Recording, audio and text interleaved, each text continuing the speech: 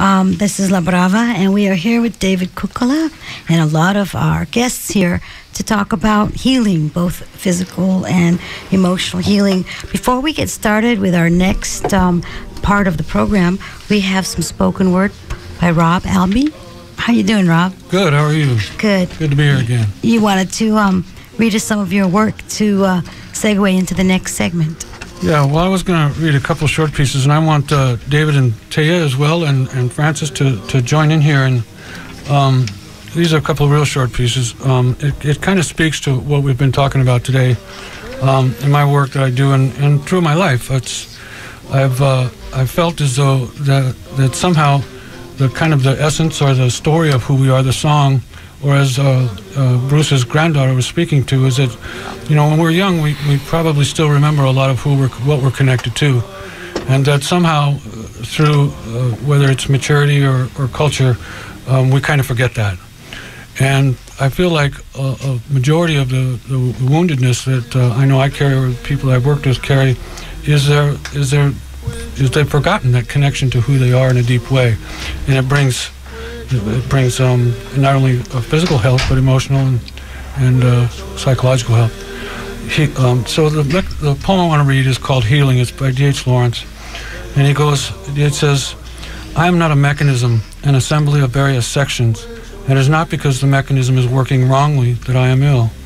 I am ill because of wounds to the soul, to the deep emotional self.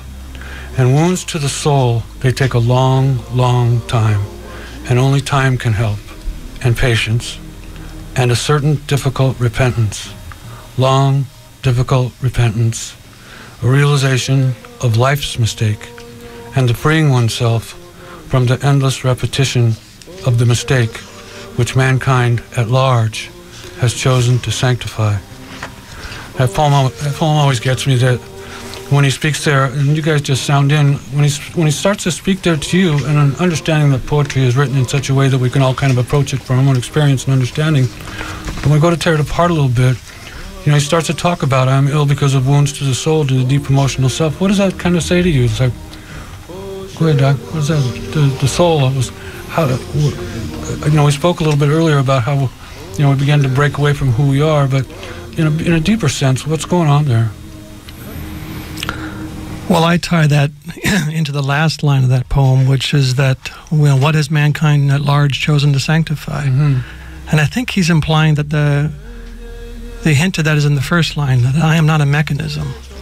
Mm. Somehow we have chosen to sanctify this view of the life force as a clockwork, as a mechanism, right, as something that really deprives us of the deep emotional life, of feeling connected, of feeling alive, of feeling one another's presence in our life. So that mechanical, that deadening, flattening, oppressive quality of culture, when you follow that line, that is rupturing to the deep emotional life that we are wanting to live. Yeah.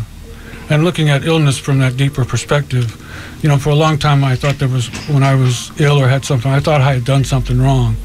But there's this sort of unity that we fall into collectively when they say when mankind is large has chosen to sanctify, that this, as long as we're putting on the good face and saying everything's okay and going to work, and that somehow we're supposed to be okay. You know, that all that education and all that was supposed to somehow make us be safe, and it really doesn't in a lot of ways. Yeah, what I've seen a lot, Rob, is too, you know, just in alignment with that, is how each one of us wants to belong to something. Mm-hmm. And in our modern culture, whatever's been sanctified here seems to have kept us away, especially from those things that are deep within our hearts, of how can I contribute? Because so many people I see want to contribute, but how do I contribute that gift that I'm holding in the structure that's been created here? And so it's, how do we create a soulful existence here? Mm-hmm. You know, where do we start? And I think Bruce probably had a good idea as far as, you know, with the children.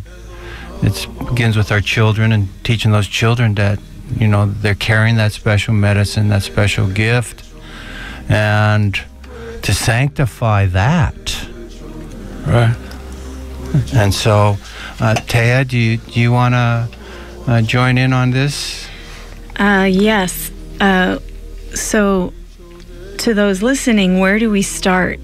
And you just said the children, but that's something we all need to ask ourselves and dig deep in our heart and take that time and patience, even if our souls feel heavy, even if our souls feel battered, because the soul isn't the spirit, and it didn't address the spirit. And I feel the spirit is just there watching and waiting in that time and patience. And so where do we start? And then that question of what do we sanctify? And, I love asking questions and then not having the answers and just sitting with it and chewing on it. And absolutely. So... The other poem I want to read is another short. This one's by Machado. It's called The Wind One Brilliant Day. And he says, "The wind one brilliant day called to my soul with the odor of jasmine. In return for the odor of my jasmine, I'd like all the odor of your roses. I have no roses. All the flowers in my garden are dead. Well then, I'll take the withered petals and the yellow leaves and the fountain of the water." And the wind left. And I wept, and I said to myself, "What have you done with the garden that was entrusted to you?" That one speaks heavily to me also about that connection there to, in some cultures, they strongly believe and encourage children and humans throughout their lives to really listen to that inner chord of music that is different from person to person, and to really pay attention to what that means and how that song plays. And I think a lot of times in modernity that sometimes we forget to listen to that connection and end up one day waking up wondering, what happened? Where'd it go? I was supposed to find health and peace and happiness in what I had been promised, and I really don't have it. So when we start to enter into the discussion of, depression and stress and some of those issues that can come like that, I think it's important not to just feel alone as though, I'm the only one experiencing this, or that I've done something wrong. That sometimes that can lead into a period where we go down to the bottom and begin to learn what it looks like to then bring our own medicine out and make that available to ourselves and the world and the loved ones around us. It reminds me a little bit of when I started my healing journey back when I was in my 20s, and that first step for me, Rob, was actually trying to find out what it was I was feeling. Because it was most of my younger life was pretty much checked out, or it was never asked. Right. It was never brought forward. And so then all of a sudden I become a father and I have children, and all of a sudden I'm feeling within myself this something was wrong, and wasn't until my wife asked me, or not only asked me, but she looked at me and said, "Jesus, you're depressed." And I went, "What? I'm depressed?" Not me, right? Right. Or what does that even mean? But that was actually the first crack in the shell. That I'm depressed. Now what do I do? Yeah. And so then it was just that movement into trying to even understand that. Absolutely. And not only understand it, but my first reaction to it was, something's wrong with me because I'm depressed, versus being okay with who I am. And depression is a part of who we are. And it seems like so much of what we're living in today is that these different emotions, the different emotions that we all encounter, which ones are acceptable and which ones aren't. And it's like we're saying, you can be happy, but don't you dare come into this room if you're sad. Because we want everyone to be happy here. Well, then who's that going to leave out? Who's in and who's out? Yeah. And so maybe it's how do we create some sacred place where who we are is welcomed in. So that, go ahead, Doug. Well, I was just thinking it's very hard to welcome in those parts of us that don't match the heroic ideal. Sure. You know, we have to show the strong face and the strong body. And so those parts of us that don't match that are really exiled. They are banished. Right. And they create what I call the outcast brothers and sisters.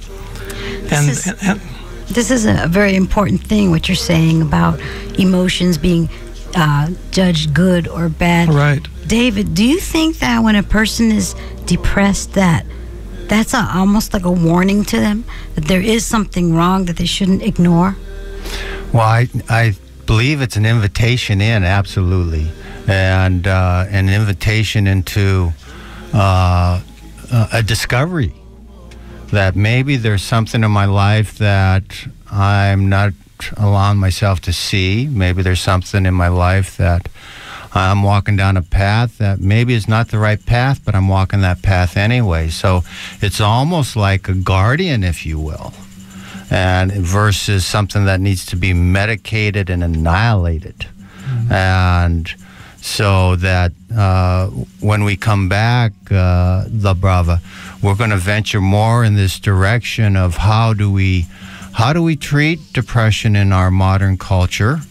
Is there a place for it? Is there a time where it needs to be medicated out? And our wonderful panel here of Francis Weller, Teya Valentina, and Robert Allbee, and our brother Bruce Elijah, who's up there in the Oneida Clan, and part of the Iroquois Confederation. We're going to venture in that direction when we come back, but till then, Marshal McKitrick's going to bless us with some of his wonderful music and his lovely voice. So this is KPFA. This is the Traditional Healers Forum from the four corners of the world, being brought to you live here tonight on La Onda Bajita. Oh. Thank you. When I was a little child, my dreams were all brand new, and I believed with all my heart they really could come true. But along the way, what they had to say, you know that just can't be. You just can't do that sort of thing. What would people say? I say, don't let your dreams slip away. Don't let your dreams slip away. There's a song within your heart, planted long ago. Only love can bring it back again. Only love can bring it back again.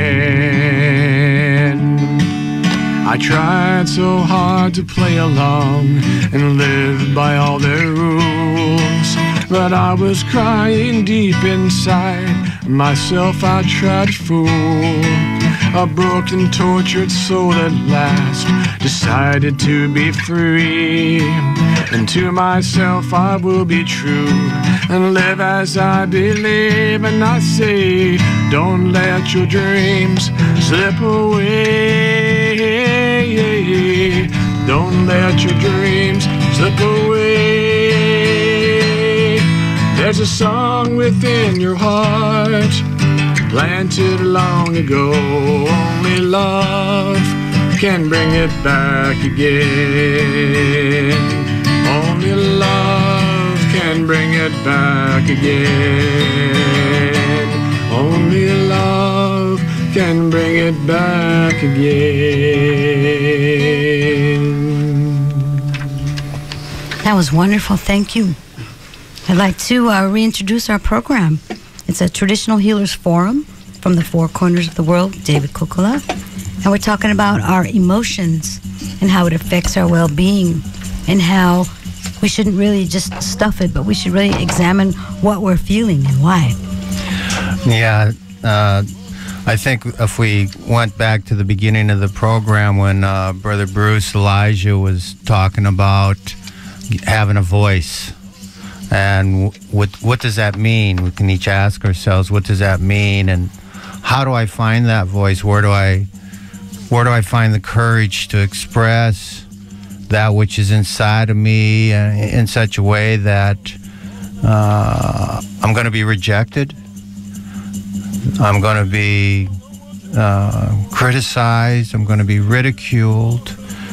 And so how is it that not only we as here in this circle, grown adults, how can we create a sacred space? How can we start not only within ourselves, but maybe share with our listening audience tonight? What's a good way to start doing something like this, Rob and Francis, this invitation into the emotional world?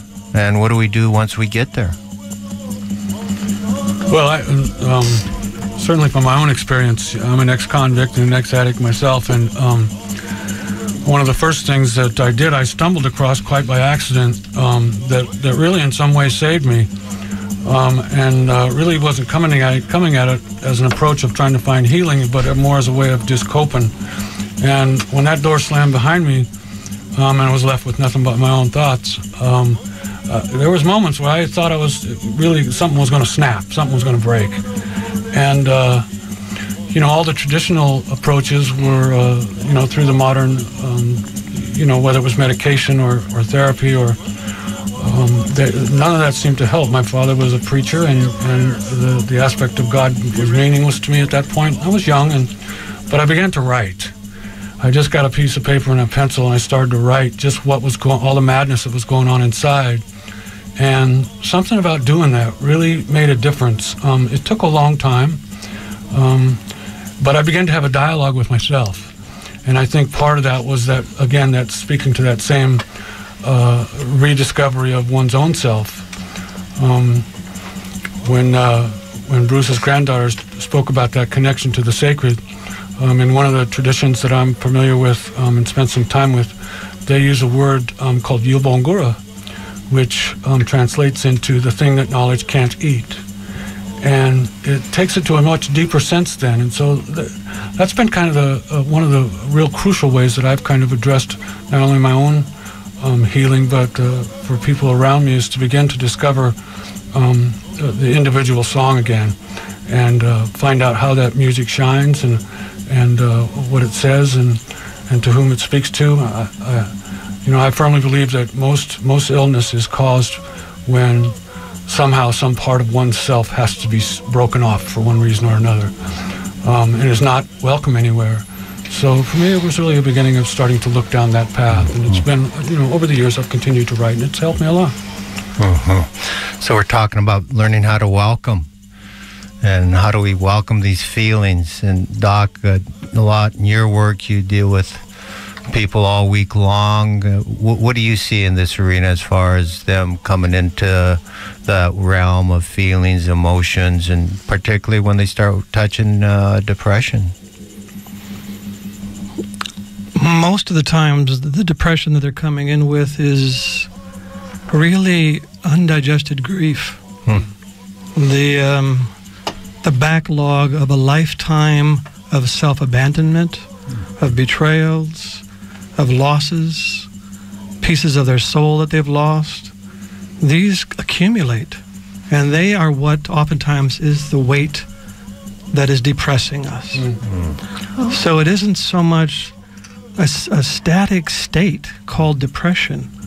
It is the unmetabolized sorrows that are really, in a sense, becoming toxic to the soul. And so a lot of my work with people is just beginning to unpack sorrow after sorrow after sorrow until they really begin to feel that sense of being alive again.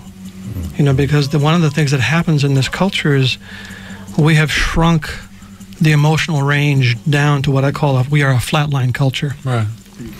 So the range of our emotion now is down so narrow that we need stimulants and stimulus to feel like we have a pulse. So Blake had a phrase, William Blake said, the deeper the sorrow, the greater the joy. So when we took out that whole pocket of sorrow, because we're not supposed to show our vulnerability, not supposed to show our tears, we're supposed to somehow stay strong, we shrunk that range down. So my work is to try to open that range back up and deepen the bottom. I trust depression in some fundamental way, that it's a refusal. It's a protest of the soul to say, I will not take another step forward until you turn around and go down. Absolutely. And get on your knees and touch the things that you have neglected and denied and turned away from. So it's a plea from the soul, particularly in a culture that is so manically driven for speed. This is a way also of protesting that addiction to speed and movement, and it stops us in our tracks. People are stopped in their tracks when they get depressed.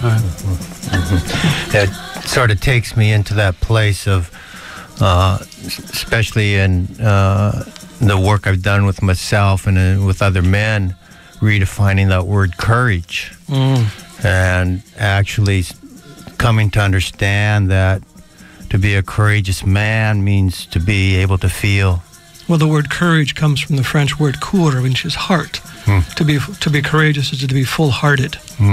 So we have to be courageous to go into the heart's deep emotional life, and feel what we have accumulated over a lifetime. And there's nobody in this room, nobody listening on this station that does not know about loss and deep sorrow. But most of the time we carry that so privately and so alone, and everything we carry privately somehow begins to be adhered to with shame. So we need to begin to, one of our first moves is to talk about the depression, talk about the losses that we've accumulated. So we're not carrying that shamefully in private. Like Rob said before, we tend to carry our pain as if I've done something wrong. And Teya, in the woman's world, give us some insight. Well, in my household, I am the only woman in the household. And so I actually, walk in a female's body, am a woman, and work with women. Mostly 90% of my clients in the Soul Sanctuary Healing Arts work that I do is women. And yet I have 2 sons. My husband and I just celebrated 18 years of walking as companions. Beautiful. My father, who I caretook the last 3 years at his passing from ALS, and walked with him in his heart and his grief. And then my father-in-law, who came to stay with us, and this evening on my father's birthday, had a very deep sharing and appreciated him and his presence in our family. And I find myself surrounded by men in this room. Indeed. So, your question being women's emotional health and depression. Well, I have a lot to say, and there's so much to touch into. I want to just share something that birthed out as I was preparing to come here, and it was like spilling out of me. And healing arts, to me, that's how to shift through depression. Through the arts is one way, and this was spoken of, to write a poem. For me, it's moving my body and dancing and moving and feeling the music and the heartbeat, like listening to the music right now that's behind my voice, that's holding that heartbeat. And feeling a connection for women to the mother. And what does that even really mean? To the heartbeat of the earth. That this earth is giving to us all that we need. And how do we put our hearts figuratively and literally to her? And I find myself just falling to the earth and putting my heart on her and pleading and asking for guidance, because I need guidance navigating what I'm choosing to do in this world. For women, and I really want to touch on this one part, is the hereditary stream, which I use in my sessions, goes both ways, 7 generations back, 7 generations forward. Time is not linear. And we women hold the eggs when I was in my mother's womb. I have the eggs in me that birthed my boys. When she was in the Amazon and she was in her mother's womb. So Mama Nati, Mama Domi, they are alive in my hands when I'm touching people. So whatever one does, we need to remember it's not just forward, but we can gather goodness and grace back.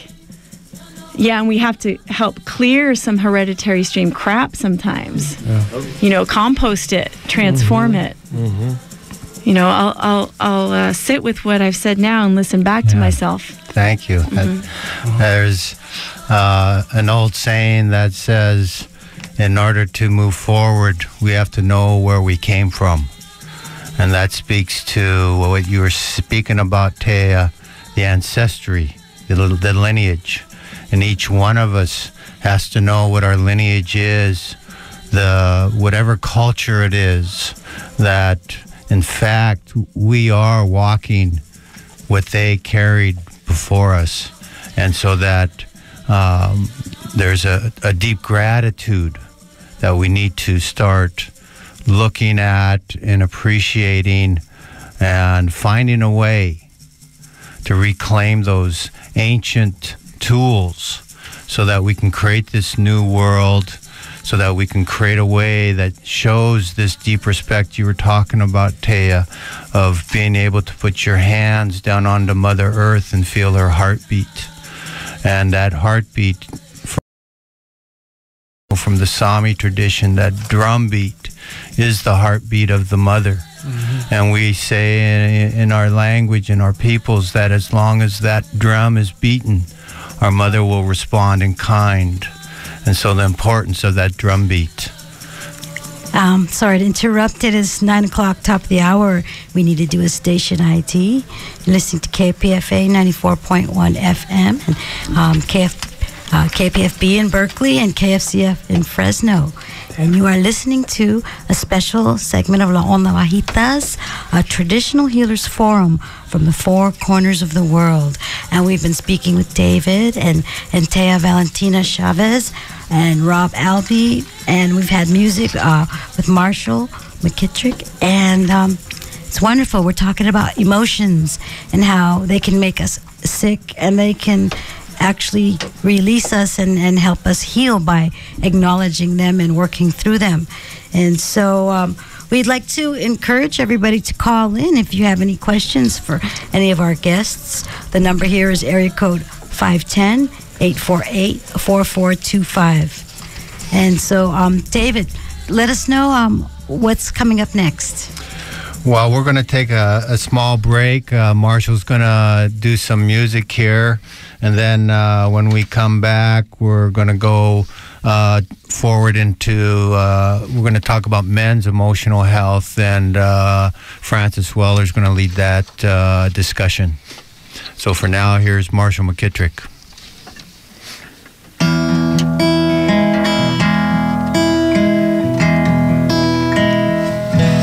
The man who gives of his heart was generous from the start.